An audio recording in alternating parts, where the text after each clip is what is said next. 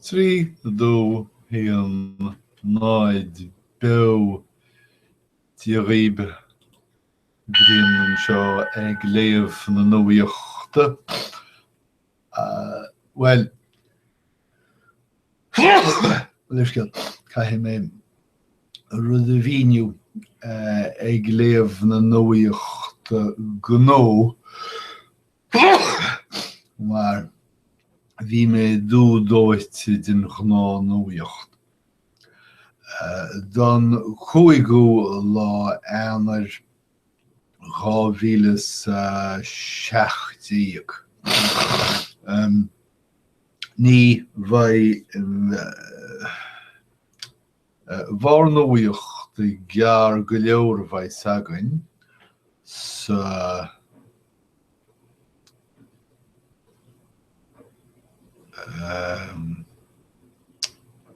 nagrán seo, mar is lú nuaíocht atá ar chlúdach an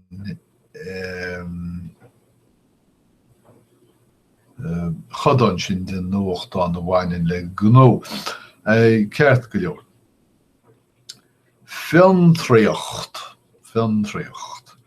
Tá Gnólachtaí Nuathionscanta i teacht i ddír ar Tionscal na Mainseachaí. Feictir go bhfuil na mílte milliún dollar le grúchtáil sa Tionscal seo agus tá gnólachtaí beaga ag deanna apanaí a phleanáiltí do bhainis ar líne. Tá daoine ag caitheamh an iommarcha airgid ar bhainseachaí agus feictir ceangal idir an méid airgid a chaitheann tú ar do bhainis agus chomh sláintiúil sa bhaist do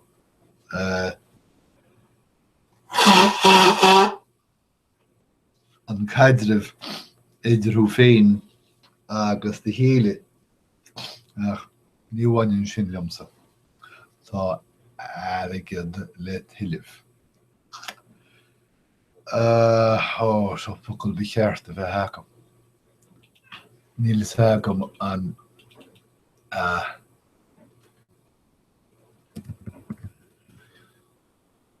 rud nua acra giúrlaid. Gléas an focail a bhí weim. Ach is smailm acra ar nó úsáid ar an focail bálaach se ar rudí mar rinse agus a léad. Seo na hacraí, na gléasnaí, na giúrlaidí ar cheart a bheith ag beathnú orb. Gan me leiscéil is caiime acra scríb síos an seo. Gléas ar nó tá sé agam. Agus is sé tá gim an dar a cíal.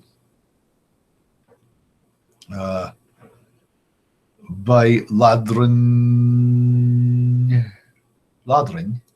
níos saoire i mbliana, by do bhaile níos chlichte, agus by telefíseannaí níos fearr ceithre cé, agus níl is hacam cad is ceithre cé telefíseán. Ceithre mhíle pixel is dócha. Tá siad san ar tuisbaint ag an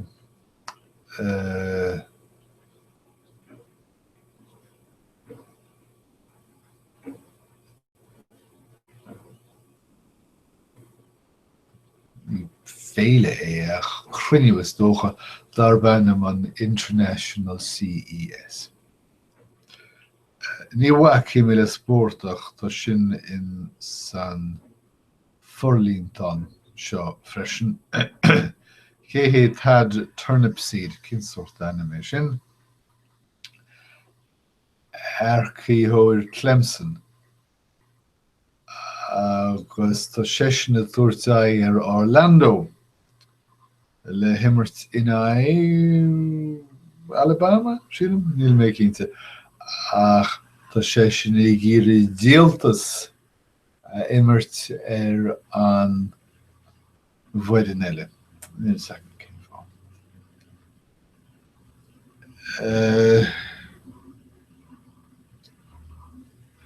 Lucht dlí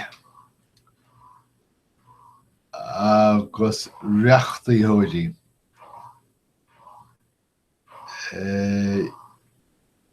Iadsan bhíidir nach raibh nar bhain mé an tuiscint ceart as is scéal seo agus mé chur na gceanlínte sús. Ach deir scéal seo gur bíad na reachtaí hóidí agus lucht dlí agus ní na Gnólachtaí Nuathionscanta an Wagart Meiriceá.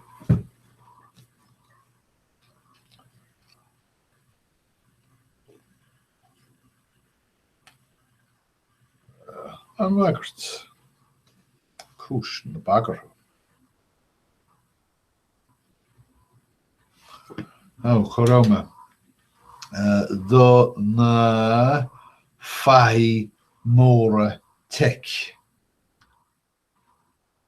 Ní fad a riamh go mbíonn na seorcannaí sláán ó na budarlíní sin na meán na Gnólachtaí. Ar an óir siad Microsoft agus Google agus le héad na seorcannaí.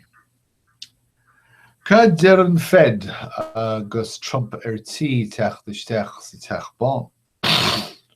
Deir a Fed gur cheartún bheithigh súla géarú ach ní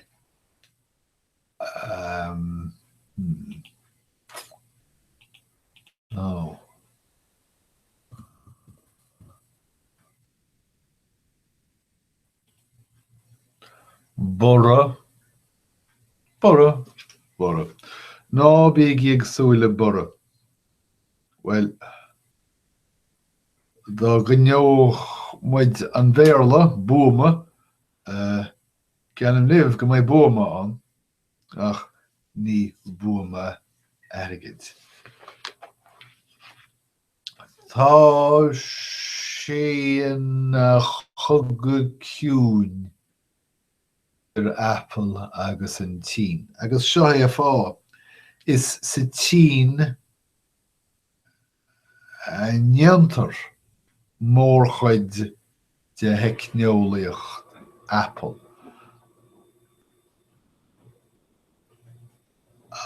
Agus dá réir sin tá Apple I géirí rialtas na Síne chuineáil ar a thaobh. Mar sin tá siad ag géile ag clú le iarratas ó údaráis na Síne go maith thug siad Apple I nuaíochta an New York Times ón stóras app sa tSín. Well, slán le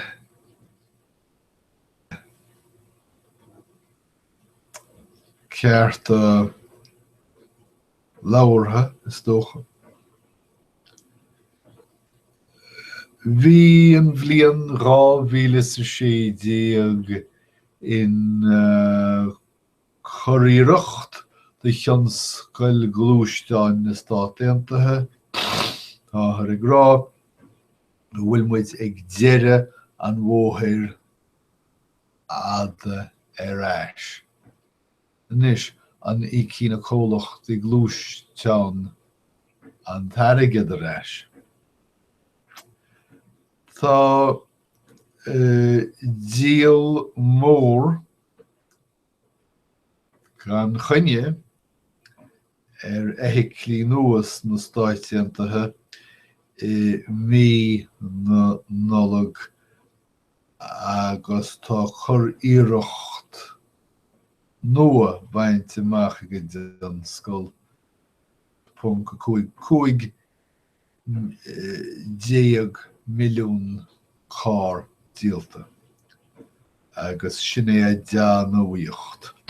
Ach ná déanam is dearmid ar a ggólamhaic na míochta nuair a hit díal na gár faoi 1 mhilliún déag agus b'éigean de General Motors agus Chrysler fórthaint a lorg ón rialtas. So sin iad na scéalta móra ón 5 lá mí eanar 2017. Súil agam gur bhain sibh tainmh nó úsáid eastú agus go mbeidh muid ag caint le chéile arís. Slán tamil.